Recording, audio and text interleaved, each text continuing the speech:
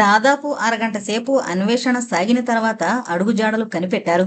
కళేబరాన్ని పొదలగుండా ఈడ్చుకుపోవడం వలన అక్కడక్కడ పొదలపై రక్తపు చారికలు కనిపించాయి. ముళ్లకు చర్మపు పోగులు కూడా చిక్కుకుని ఉండడం కనిపెట్టాడు రంజిత్. మెల్లగా అడుగులో అడుగు వేసుకుంటూ ఆ గుర్తులను అనుసరించి వెళ్లసాగారిద్దరు. దాదాపు 3 ఫర్లాంగుల దూరం నడిచిన తర్వాత హఠాత్తుగా గుర్తులు అదృశ్యమయ్యాయి. అంటే అక్కడ సమీపంలోనే ఎక్కడో పులి వేటను దాచిందన్నమాట. పులి కూడా ఎక్కడో పొంచే ఉంటుంది. దొర, ఇక్కడే సమీపంలో ఎక్కడో పులి ఉండుంటుంది. జాగ్రత్తగా చూసి అడుగులు వెయ్యండి హెచ్చరించాడు రంజిత్. చేతిలో బల్లెం రెడీగా పట్టుకుని అడుగులు తూచి వేస్తున్నాడు దొర. అతని వెనకనే టార్చి పట్టుకుని అడుగులు వేస్తున్నాడు రంజిత్. మరో చేతిలో ఏ క్షణంలోనైనా సరే పేలడానికి సిద్ధంగా ఉన్న తుపాకీ అలర్ట్గా కదులుతోంది. ఆకు కదిలిన సవ్వడి వినిపించే నిశ్శబ్దం రాజ్యం మేలుతోందక్కడ. నడుస్తున్న దొర, ఆ వెనకనే వస్తున్న రంజిత్ చటుక్కున ఆగిపోయారు. టార్చి వెలుగులో ఎదురుగా కనిపిస్తోన్న దృశ్యం చూడగానే ఒళ్ళు గగురు పొడిచింది ఇద్దరికి. ఓ పొద పక్కనే పులి ఎత్తుకొచ్చిన బోలిని మృతదేహం చింపివేసిన విస్తరిలా వికృతంగా అస్తవ్యస్తంగా పడుంది. చుట్టూ రక్తం మడుగులా కట్టింది. ఆ దృశ్యానికి భయకంపితులైన ఇద్దరు క్షణంలో ఉలిక్కిపడి తేరుకున్నారు. తాము ఎంత అజాగ్రత్తగా తమని తాము మరిచిపోయారు. మేనీటర్ సన్నిధిలో మైమరిచి ఉండడమా? నెమ్మదిగా పరిసరాలను పరికించి చూశారు. అంతటా నిశ్శబ్దం. ఎక్కడా పులున్న జాడలు కనిపించలేదు. ఏమైపోయింది పులి? వేటను అలా వదిలేసి ఎక్కడకు వెళ్ళుంటుంది? నిశ్శబ్ద నిశీదిలో 5 నిమిషాలు కరిగిపోయాయి. అప్పటి వరకు తాము నిల్చున్న చోటు నుండి అంగుళం కదల్లేదు రంజిత్తు దొర. పులి కూడా వేట దగ్గరకు చేరుకోలేదు. ఎంతసేపు ఈ నిరీక్షణ? కమాండో శిక్షణ పొందిన రంజిత్ మాత్రం కదలకుండా అలాగే నిలబడి చీకట్లోకి కళ్ళు చించుకుని చూస్తున్నాడు. దొరలో సహనం నశించింది. చిటికెన వేలు చూపించి కొంచెం పక్కకు నడిచాడు దొర. 2 నిమిషాలు గడిచాయో లేదో కెవ్వుమంటూ దొరపెట్టిన పులికేక రంజిత్ హృదయాన్ని జలదరింపజేసింది. ఒక్క క్షణం ఉలిక్కిపడి వెంటనే సర్దుకుని కేకొచ్చిన దిక్కుకు పరుగు తీశాడు. టార్చ్ ఫోకస్లో కనపడిన దృశ్యానికి చకితుడయ్యాడు రంజిత్. పులి. తాము ఎంతో సహనంగా నిరీక్షిస్తోన్న పులి. అల్పాచమనానికి వెళ్లిన దొరపై అదను చూసుకుని దూకింది. ఆ హఠాత్ సంఘటనకు అదిరిపోయి కెవ్వుమని కేకపెట్టినా వెంటనే తమాయించుకున్నాడు దొర. బల్లెంతో తిరగబడి పులిని ఎదుర్కొన్నాడు. రంజిత్ అక్కడకు చేరుకునే సమయానికి కనిపించిన దృశ్యం అదే. పులి, దొర ఒకరినొకరు హతమార్చాలని కసిగా పోరాడుతున్నారు. పోరు తీవ్రంగా సాగుతోంది. పంజాతో దెబ్బతీయాలని ఎగిరెగిరి దూకుతోంది పులి. మీదకొస్తోన్న పంజా దెబ్బను చాకచక్యంగా తప్పించుకుంటూ బల్లెంతో ఎదురు దెబ్బ తీయాలని చూస్తున్నాడు దొర. రంజిత్కి ఏం చెయ్యాలో పాలుపోవడం లేదు. చేతిలో తుపాకీ ఉంది, కానీ కాల్చడానికి అవకాశం లేదు. తీరా ట్రిగ్గర్ నొక్కిన తర్వాత వెలువడే గుండు దొరకే తగులుతుందో పులికే తగులుతుందో ఊహించడానికి కూడా అవకాశం లేని విధంగా పోరాటం జరుగుతోంది. బల్లెం కస్సుమంటూ పులి ఎడం భుజంలో దిగింది. రక్తం చివ్వున బయటకు చెల్లింది. పులిలో క్రోధం పెరిగిపోయింది. ఎగిరి ముఖంపై పంజా విసిరింది. చటుక్కున తల పైకెత్తాడు దొర. కొద్దిలో గురి తప్పిన పంజా ఛాతిని తాకింది. అంతే, మరోసారి కెవ్వున అరిచాడు దొర. ఛాతిపై చర్మం లేచిపోయింది. పళ్ల బిగువన బాధను అణుచుకుంటూ తిరిగి బల్లాన్ని పైకెత్తాడు. అయినా పులి ముందు వెనక చూడకుండా రెట్టించిన క్రోధవేశంతో తిరిగి పంజా విసిరింది. ఆ దెబ్బకు వెల్లకిల్లా పడిపోయాడు దొర. చటుక్కున అతనిపైకి దూకింది పులి. ఏ క్షణంలోనైనా దొర మెడను కొరకడానికి సిద్ధంగా ఉంది పులి. జరగనున్న ప్రమాదాన్ని గుర్తించి దైవం మీద భారం వేసి తుపాకీ గురిపెట్టి ట్రిగ్గర్ నొక్కాడు రంజిత్. ధన్మంటూ తుపాకీ పేలింది. అంతే, దొర మెడ కొరకబోతున్న పులి అడుగు ఎత్తు గాల్లోకి ఎగిరి ఎడంగా పడింది. అది లేచేలోగానే మరోసారి కాల్చాడు రంజిత్. తోట సూటిగా వెళ్లి పులి నుదురును తాకింది. బాధగా అరిచి 2 క్షణాలు అటు ఇటూ తన్నుకొని తలవాల్ చేసింది పులి. గబగబా దొరను చేరుకున్నాడు రంజిత్. దొర శరీరంపై చాలా చోట్ల గాయాలు తగిలాయి. ఛాతిపై నుండి, చెక్కిళ్ల నుండి, భుజాలపై నుండి రక్తం ధారలుగా కడుతోంది. గబగబా తన షర్టు విప్పి ముక్కలు చేసి రక్తం స్రవించకుండా కట్లు కట్టాడు రంజిత్. మెల్లగా నీరసంగా పైకి లేచాడు దొర. అధిక రక్తస్రావం వల్ల కళ్ళు బైర్లు కమ్ముతున్నాయి. తడిగా మెరుస్తున్న కళ్లతో రంజిత్ను ఆలింగనం చేసుకున్నాడు దొర. బాబయ్య, ఈ రోజు నా ప్రాణం కాపాడావు. నా చర్మం ఒలిచి నీకు చెప్పులు కుట్టించినా ఈ రుణం తీరదు అన్నాడు దొర. చాలా దారుణంగా మాట్లాడుతున్నావు దొర. ఆ సమయంలో మానవత్వం ఉన్న ఏ మనిషైనా ఆ మాత్రం పనిచేస్తాడు. ఇందులో నా ఘనత ఏమీ లేదు. ఏది ఏమైనా నిన్ను కాపాడుకోగలిగాం. అదే నాకు సంతోషంగా ఉంది అన్నాడు రంజిత్ ప్రేమగా అతన్ని అక్కున చేర్చుకుంటూ. ఆ తర్వాత ఇద్దరూ కలిసి చెట్టు ఓడలను కోసి పులి ముందు 2 కాళ్లను వెనక 2 కాళ్లను కలిపి కట్టారు. దొర కూడా ఒక ఓడను అందుకోబోతుంటే నీరసంగా ఉన్నావు, వద్దని వారించాడు రంజిత్. దొర టార్చ్ లైటు తుపాకీ అందుకుని ముందుకు నడుస్తుండగా రంజిత్ 2 ఓళ్లను భుజాన వేసుకుని మేనీటర్ను భారంగా లాక్కుని రాసాగాడు. బాలభానుని ప్రభాత కిరణాలు పొడమిని తాకుతుండగా రంజిత్ దొర గూడాని చేరారు. అప్పటి వరకు భయాందోళనలతో నిండున్న గూడెం ప్రజలు, ప్రొఫెసర్ బృందం రంజిత్ను దొరను చూడగానే ఆనందంతో కేరింతలు కొట్టారు. 3 నెలలుగా గూడాన్ని భయభ్రాంతం చేసిన పులి కళేబరంగా మారడం చూసి కేరింతలు కొట్టారు గూడెం జనం. గబగబా అక్కడి నాటు వైద్యుడు ఆకుపసర్లు తీసుకొచ్చి దొర గాయాల నిండా పట్టించాడు. కుతూహలంగా నిలబడున్న గూడెం ప్రజలకు, ప్రొఫెసర్ బృందానికి జరిగిన సంఘటనలు వివరించి చెప్పారిద్దరు. వెల్డన్ మై బాయ్, మనసారా అభినందించారు ప్రొఫెసర్ మిగిలిన సహచరులు. పులివాత పడిన కుర్రాడి తండ్రి ఆనందం పట్టలేక అమాంతం రంజిత్తును ఎత్తి భుజాల మీద ఉంచుకుని గంతులు వేశాడు. గూడెం మొత్తం ఆనందంతో ఆ రోజు పండగ చేసుకుంది. ప్రొఫెసర్ బృందం కూడా ఆ ఆనందంలో ఉత్సాహంగా పాలు పంచుకుంది. దొరకు గాయాలు పూర్తిగా మానడానికి 3 రోజులు పట్టింది. ఆ రోజే కట్లు ఊడదీశారు. ప్రొఫెసర్ బృందంతో కలిసి పిచ్చాపాటి మాట్లాడుతూ కూర్చున్నారు. కండేల్ దొర, మేమొక ముఖ్యమైన పని మీద మీ అడుగుకొచ్చాం. ఆ పని మీ వల్లనే సానుకూలం అవ్వాలి చెప్పాడు ప్రొఫెసర్ బెనర్జీ. విచిత్రంగా చూశాడు దొర. ఏం పని బాబయ్య? నాకు చేతనైతే నా ప్రాణాలు ధారబోసైనా మీ పని సానుకూలపరుస్తాను, చెప్పండి అన్నాడు దొర. నేను పురాతత్వ శాస్త్రవేత్తం దొర. అంటే ప్రాచీన అవశేషాల్ని అన్వేషిస్తూ ఉంటాను. నాకు ఈ అడవిలో ఒక చాతుర్లింగాలయం ఉన్నదన్న సమాచారం తెలిసింది. ఆ ఆలయం ఎక్కడుందో ఖచ్చితమైన సమాచారం కావాలి చెప్పాడు బెనర్జీ. అలాంటి గుడి పేరు నేనెక్కడా వినలేదు బాబయ్య. మా గుడెంలో మాత్రం అమ్మోరి గుడుంది. ఇక్కడ చుట్టుపక్కల చాలా గూడాల్లో కూడా అమ్మోరి ఆలయాలే ఉంటాయి అన్నాడు దొర. ఆ మాటతో ప్రొఫెసర్ బెనర్జీ నరాల్లో నీరసం పాకిపోయింది. ఏమీ మాట్లాడలేకపోయాడు. చూడు మిత్రమా, సాధారణంగా మీ గూడాల్లో అమ్మవారి ఆలయాలే ఉంటాయి. అయితే మాకు కావలసింది చాతుర్లింగాలయం, అంటే శివలింగాలు 4 ప్రతిష్ఠించబడుండే ఆలయం అన్నమాట. ఒకసారి గుర్తు తెచ్చుకో. ఈ అడవిలో ఎక్కడన్నా చూసావేమో విపులీకరించి చెప్పి అడిగాడు రంజిత్. 2 నిమిషాల సేపు కళ్ళు మూసుకుని తీవ్రంగా ఆలోచించాడు దొర. చటుక్కున అతని మెదడులో ఏదో మెరుపు మెరిసింది. ఆ, గుర్తొచ్చింది బాబయ్య. నువ్వు విపులీకరించి చెప్పాక గుర్తుకొచ్చింది. అలాంటి ఆలయాన్ని నేను చూశాను. ఆ, ఇక్కడకు దాదాపు 10 క్రోసుల దూరం ఉంటుంది బాబయ్య. ఒకసారి కాబోలు ఆ గుళ్ళోకి వెళ్ళాను అంటూ ఏదో గుర్తుకొచ్చి హఠాత్తుగా కంగారు పడిపోయాడు దొర. వద్దు బాబయ్య వద్దు, మీరు ఆ గుళ్ళోకి వెళ్ళడానికి నేను అంగీకరించను అన్నాడు. ఆ మాట అంటున్నప్పుడు అతని కంఠం భయంతో వణికింది. అతని ప్రవర్తన ప్రొఫెసర్ బృందానికేమీ అర్థం కాలేదు. ఆచూకీ తెలిసిందని ఆనందపడుతుంటే వెళ్ళొద్దని హెచ్చరిస్తాడేమిటి? అంతా అయోమయంగా ఉంది. దొర, నీ మాటలు అర్థం కావడం లేదు. మేమెంతో ఆశతో ఆ ఆలయాన్ని దర్శించాలనొస్తే అక్కడకు వెళ్ళొద్దంటావేంటి అడిగాడు బెనర్జీ కుతూహలంగా. అవును బాబయ్య, మీరింత దూరం వచ్చింది ప్రాణాలు పోగొట్టుకోవడానికి కాదు. నా ఆతిథ్యం స్వీకరించిన మిమ్మల్ని చూస్తూ చూస్తూ యమలోకానికి అతిథులుగా పంపలేను గద్గద కంఠంతో అన్నాడు దొర. ఏంటి దొర, వివరంగా చెప్పు. అపాయాన్ని మేం మాత్రం కోరి ఆహ్వానిస్తామా అనునయంగా పలికాడు రంజిత్. ఆ ఆలయం పాడుపడిపోయింది బాబయ్య.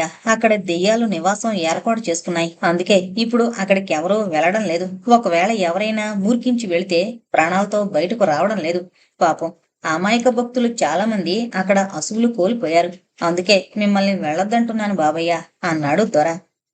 ఆ మాటలు విని డాక్టర్ మోహిత్ పకాలను నవ్వాడు.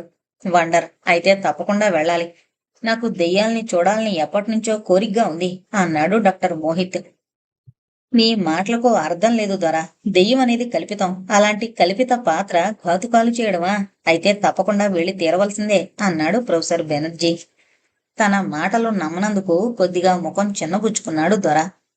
నేను చెప్పేది విన్న మాటలు కాదు బాబయ్య, స్వయంగా అనుభవం పొంది చెప్పిన మాటలు. ఆ దెయ్యాలను చూసిన ప్రత్యక్ష సాక్షిని నేను అన్నాడు.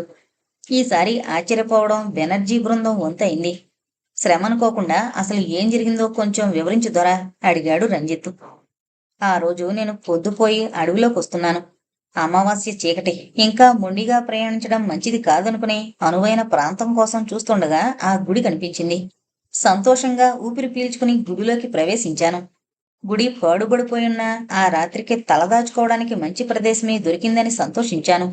ప్రయాణంలో అలసున్నానేమో, గోడకు చేరగలబడి అలాగే నిద్రపోయాను.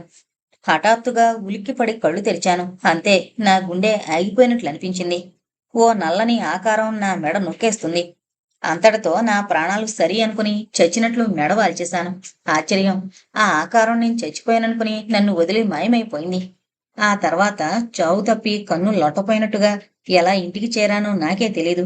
ఆ తర్వాత విచారించగా తెలిసింది అది దెయ్యాల నిలయమని. ఆ దెయ్యాలను ప్రత్యక్షంగా చూసి ప్రాణాలతో బ్రతికి బయటపడింది కూడా నేనేనని చెప్పాడు దొర. ఆ సంఘటన వివరిస్తున్నప్పుడు దొర శరీరమంతా స్వేదజలం కమ్మేసింది. క్షమించాలి దొర.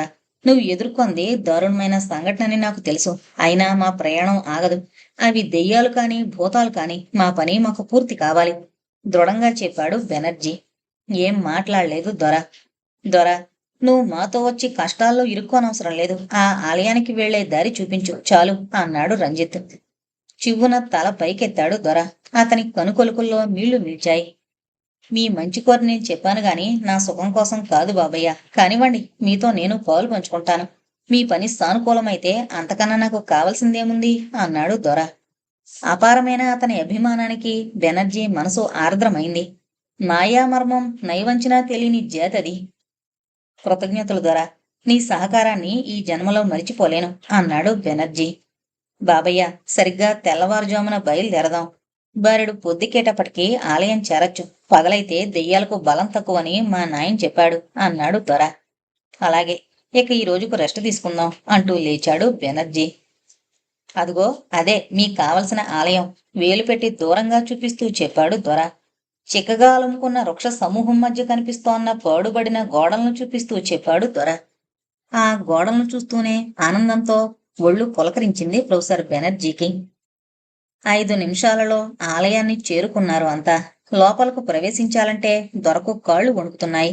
అది గమనించాడు ప్రొఫెసర్. అతని పేదాలపై చిన్న నవ్వు మెరిసి మాయమైంది. దొర, ఇప్పటికే మా కోసం ఎంతో శ్రమించావు. మేము లోపలకు వెళతాం. ఇక నువ్వు సెలవు తీసుకో అన్నాడు బెనర్జీ. పర్వాలేదు బాబయ్య, నేను మీతో వస్తాను అన్నాడు ధైర్యంగా దొర. ఆల్ రైట్, పదండి అంటూ ముందుకు నడిచాడు రంజిత్. వెనకనే దొర, ప్రొఫెసర్ తదితరులు అనుసరించారు. ఆలయ ద్వారం దాటి లోపలకు ప్రవేశించబోతుండగా ఎదురుగా కనిపించిన దృశ్యానికి ఆశ్చర్యచకితుడై నిల్చుండిపోయాడు రంజిత్. లోపల వికృతంగా నవ్వుతూ 4 ముసుగు ఆకారాలు నిలబడున్నాయి. వాటిని చూడగానే దొరకు పై ప్రాణాలు పైనే పోయినట్లు అనిపించింది. దెయ్యాలు అన్నాడు కలవరింతగా. అదే క్షణంలో ఆ ఆకారం చేతిలోకి రివాల్వర్ రావడం రంజిత్ సునిశ్చిత దృష్టిని ఆకర్షించింది.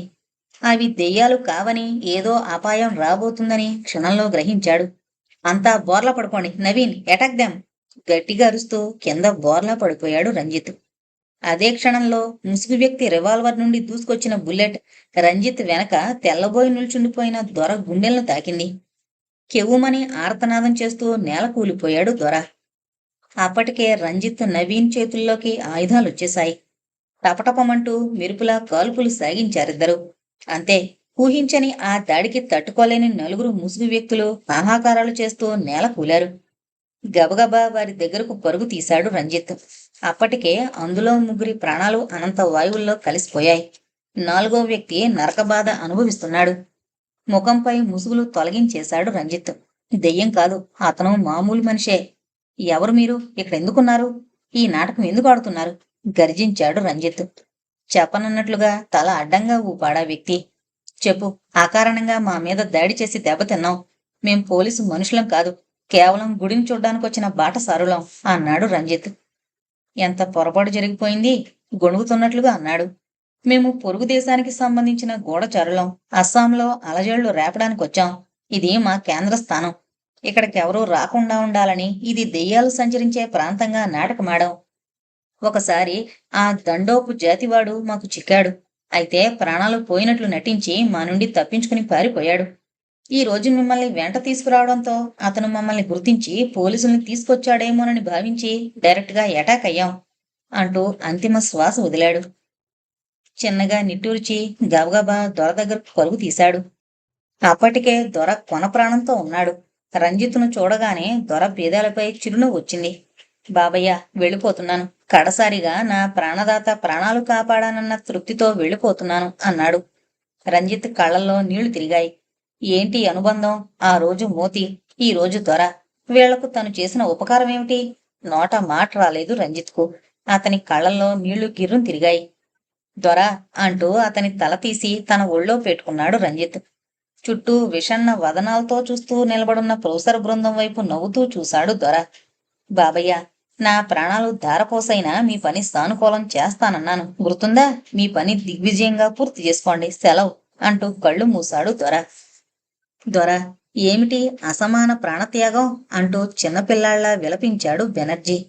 అంతలో చటుకున రంజిత్కేదో గుర్తుకొచ్చింది. ప్రొఫెసర్ సాబ్, మనమింకా ప్రమాదాల వలయంలోనే ఉన్నాం. ఇది గూఢచారుల కేంద్ర స్థానం. బహుశా ఇక్కడ ఈ నలుగురే కాక ఇంకా కొంతమంది ఉండుంటారు. వాళ్ళు బయట నుండి వచ్చేలోపుగా మన పని ముగించుకుని వెళ్ళిపోవాలి అంటూ హెచ్చరించాడు. ఆ హెచ్చరికకు అంతా ఉలిక్కి పడ్డారు. భారంగా అక్కడి నుంచి లేచాడు ప్రొఫెసర్. రంజిత్, నవీన్ కలిసి దొర శవాన్ని జీపులోకి చేర్చారు. నలుగురు గూఢచారుల శవాల్ని ఒక పక్కకు సర్దారు. అంతా గుడిలోకి దారి తీశారు. అది పాడుబడిన గుడైనా మనుషులు సంచరించడం వలన పరిశుభ్రంగానే ఉంది. అంతా గర్భగుడిలోకి ప్రవేశించారు. అది 4వ చాతుర్లింగాలయం. 4 శివలింగాలు 4 దిక్కులయందు ప్రతిష్ఠించబడున్నాయి. ఆ ఆలయం చూస్తూనే ప్రొఫెసర్ బెనర్జీ కళ్ళు చెమర్చాయి. ఇది ఒక అసమాన వ్యక్తి రక్తార్పణ ద్వారా కనుగొన్న ఆలయం. మిగతా బృందం పరిస్థితి కూడా అలాగే ఉంది. డాక్టర్ మోహిత్కు అంతా ఏదో దివ్య స్వప్నంలా ఉంది. ఎక్కడ ఉండవల్లి గుహలు, ఎక్కడ చాతుర్లింగాలయాలు. రాజస్థాన్ ఎడారిలో ఒక చాతుర్లింగాలయం, మన్నార్ అఘాతంలో మరో చాతుర్లింగాలయం, మినికాయ్ దీవుల్లో 3వ చాతుర్లింగాలయం, దుర్భరమైన అస్సాం అడవుల్లో 4వ చాతుర్లింగాలయం. పండిపోయిన ముసలి ప్రొఫెసర్ను చూస్తుంటే డాక్టర్ మోహిత్కు ఒక రకమైన ఆరాధనా భావం కలగనారంభించింది. బెనర్జీ చకచక శివలింగాన్ని సమీపించాడు. ఒక్క క్షణం ఆలోచించి పడమటి దిక్కుగా ఉన్న శివలింగం దగ్గరకు వెళ్ళాడు. శివలింగాన్ని గట్టిగా కుదిపాడు. శివలింగం స్క్రూలా తిరిగింది. సంతోషంగా చకచక స్క్రూలా తిప్పి శివలింగాన్ని తీసి పక్కన పెట్టాడు. లోపలకు తొంగి చూసిన బెనర్జీ కళ్ళు ఆశ్చర్యంతో పెద్దవయ్యాయి. లోపల సింధూరంలా మెరుస్తోన్న దంతపు పెట్టె కనిపించింది. ఆ పెట్టె నెమ్మదిగా అందుకొని బయటకు తీస్తుంటే ప్రొఫెసర్ తనువంతా అనిర్వచనీయమైన ఆనందంతో పులకరించింది. చిన్నగా ఆ దంతపు పెట్టె తెరిచాడు. లోపల ఓ చిన్న తామ్ర ఫలకం. ఆ ఫలకం మీద గజిబిజిగా ఉన్న అక్షరాలు. సంతోషంగా ఆ పెట్టెను కోటు జేబులో భద్రపరుచుకుని శివలింగాన్ని యథాస్థానానికి సరిచేసి చిన్నగా నిట్టూర్చాడు బెనర్జీ. అయిపోయిందా సార్? ప్రశ్నించాడు రంజిత్. వెల్ మిస్టర్ రంజిత్, మన సాధన పూర్తయింది. ఇక ఫలితాన్ని అందుకోవాలి. ఆనందంతో గొంతు పొరబోయింది ప్రొఫెసర్కు. మనం వెంటనే ఈ ప్రదేశాన్ని విడిచిపెట్టాలి సార్, మరోసారి హెచ్చరించాడు రంజిత్. ఓకే రంజిత్, ఇక బయలుదేరదాం అంటూ బయటకు నడిచాడు ప్రొఫెసర్. అంతా కలిసి జీప్ ఎక్కారు. వెనక సీట్లో దొర శవం చిద్విలాసంగా నవ్వుతున్నట్లుగా ఉంది. ఆ శవం వైపు ఒకసారి చూసి భారంగా నిట్టూర్చి జీప్ స్టార్ట్ చేశాడు రంజిత్.